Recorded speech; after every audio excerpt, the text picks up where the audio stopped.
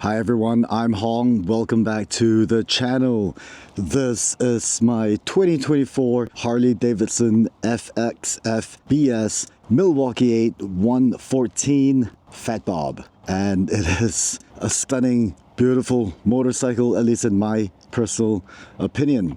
Now, I've had this bike for a couple of months now, and I've only clocked about 380 kilometers on it. This is my third attempt at this little review video. The first two videos did not pan out as well as I would have liked, so anyways, here we are. So this is a 2024 Fat Bob. Now I know in certain markets, I think in the US and Canada, this bike was no longer available from 2023 onwards. But in certain parts of the world, such as Singapore, Southeast Asia, I believe it was still available for 2024. It was manufactured in 2024, in fact. 380 kilometers on the speedometer, and I have to say I am absolutely loving this motorcycle. This cruiser is my first non-sport bike. I used to have a Vespa 150 Primavera, which is, you know, a little twist and go scooter and a really easy small bike to handle. But all my other motorcycles have always been sport bikes. So this is the first proper non-sport bike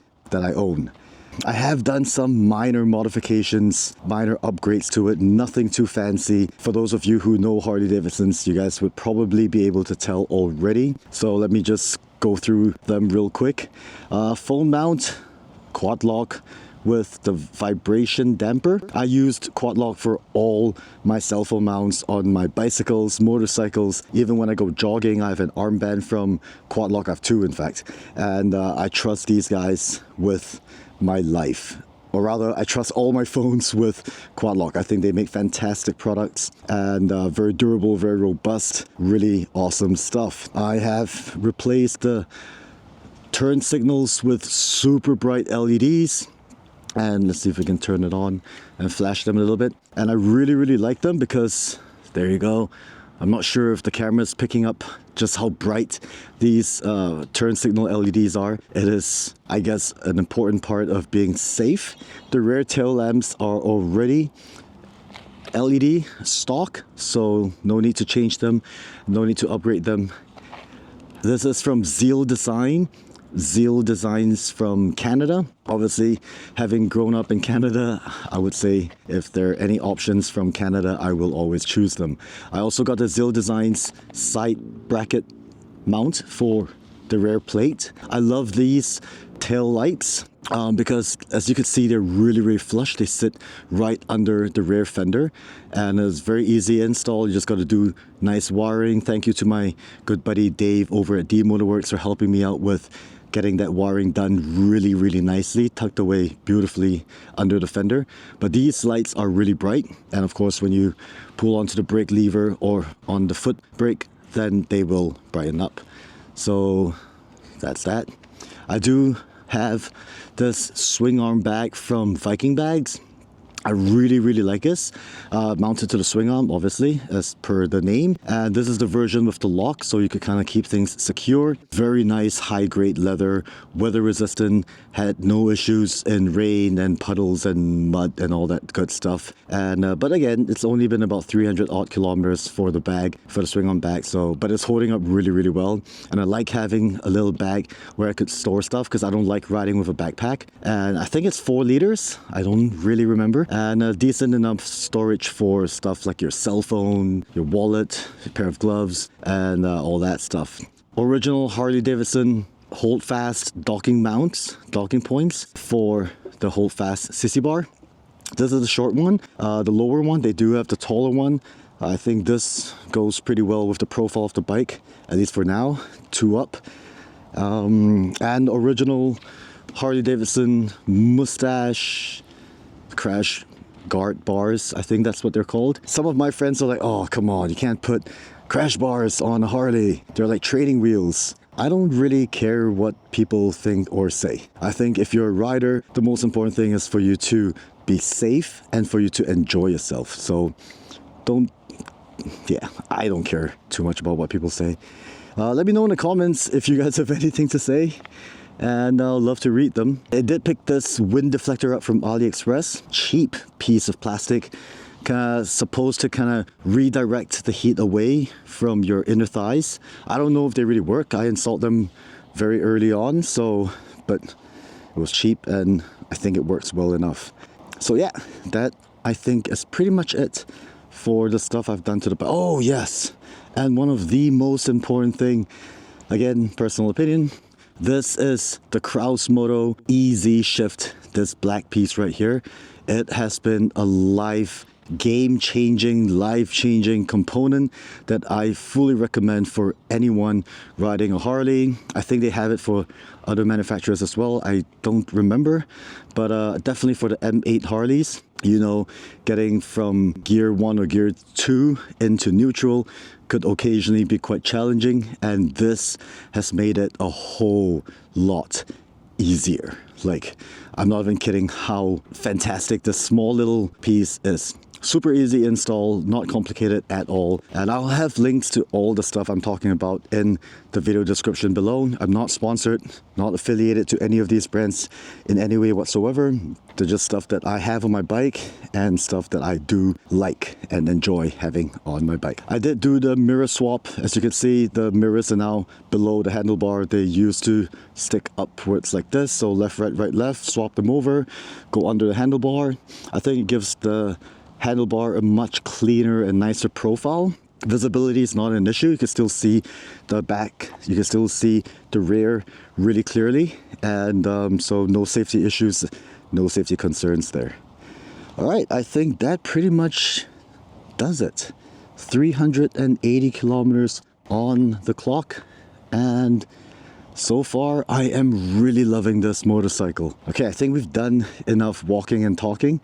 Why don't we hop on board, go for a quick ride. It is still Chinese New Year here in Singapore, so I have a cute little dragon mascot hanging off the back of my sissy bar. Obviously, I've got friends who are like, come on, it's a Harley, you're not supposed to have cute stuff on it. I really don't care. I think it's cute. It's a bit of a good luck charm in a way as well. So, all right, let's get going. Alright, so it seems like I'm low on fuel, which is something I'm going to talk about while we're riding. This tank is really not that big.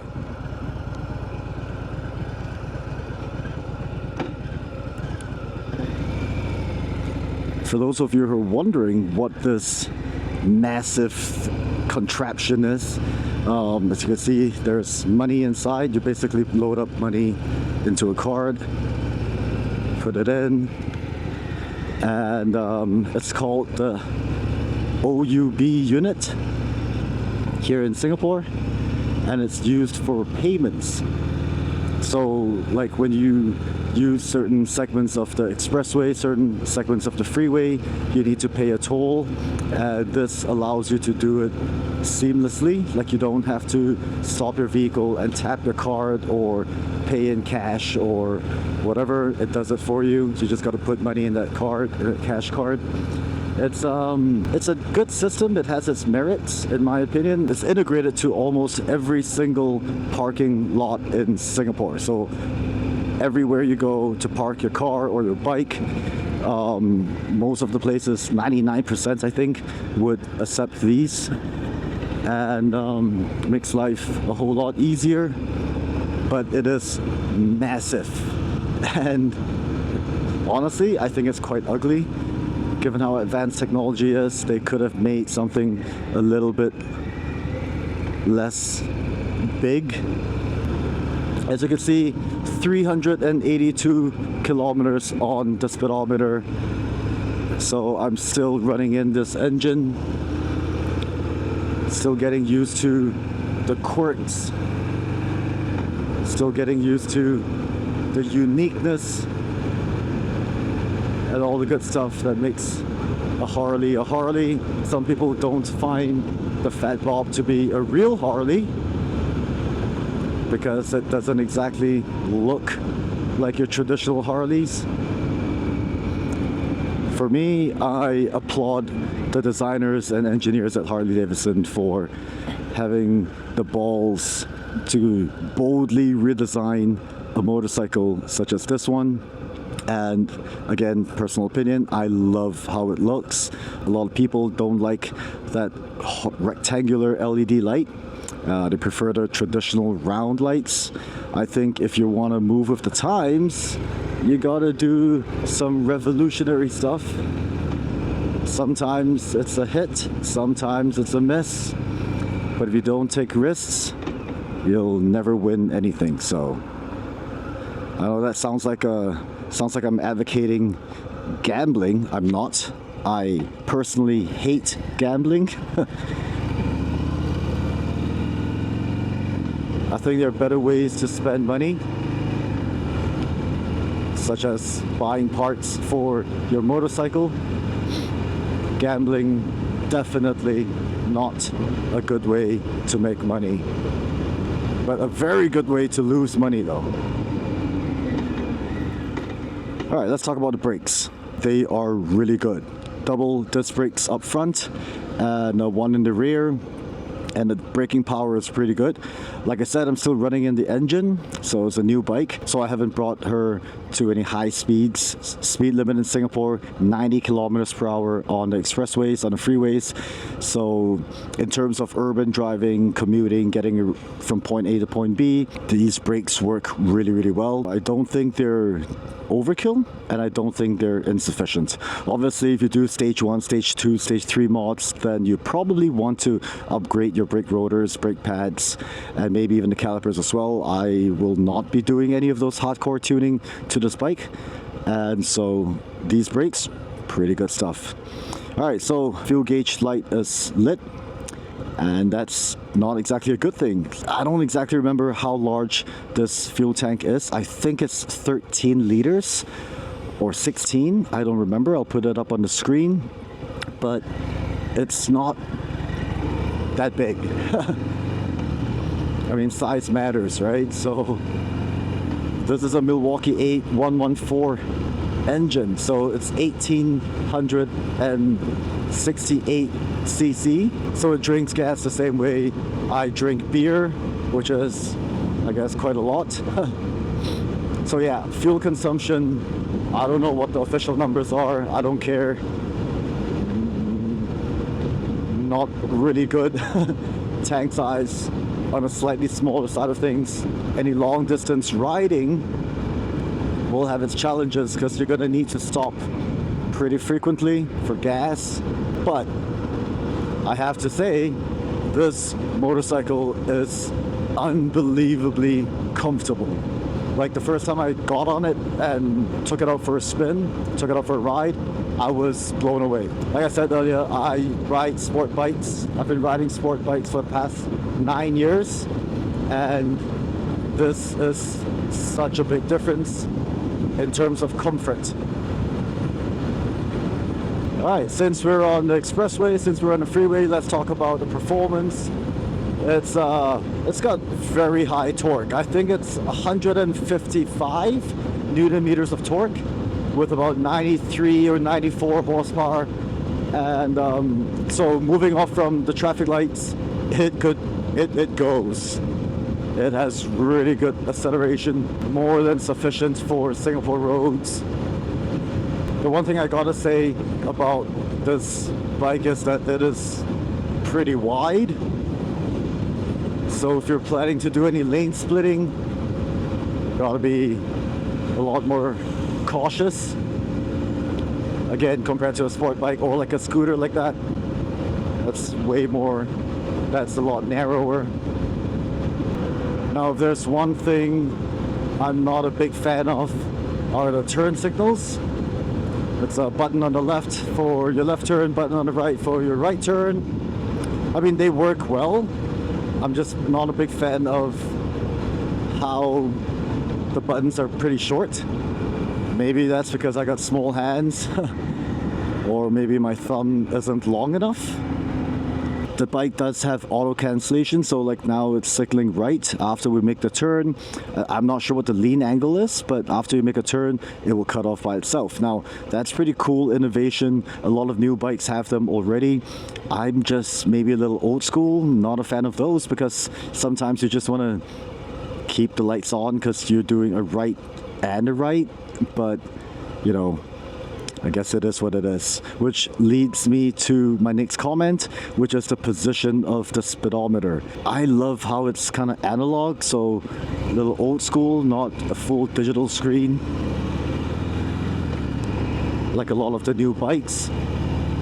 But I think the position of where the speedometer is a little on the lower side. Now, I get it, you know, they need clearance for the handlebar, and maybe I'm not that tall, but yeah, the speedometer positioning is mildly challenging at times.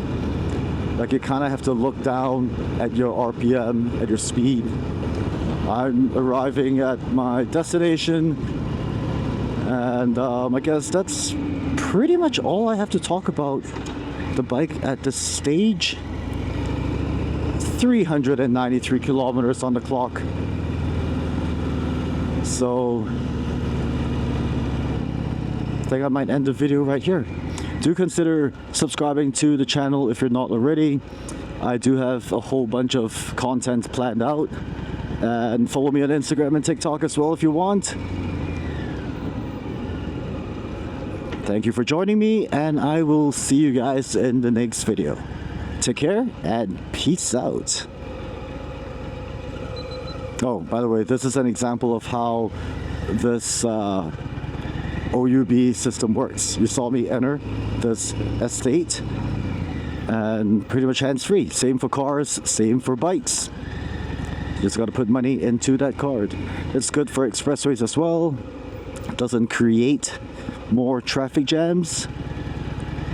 But for those of you who are not familiar with Singapore, everything here is crazy expensive. The only thing that is free is the oxygen that you breathe. Okay, I have arrived. I'll see you guys later. Peace out.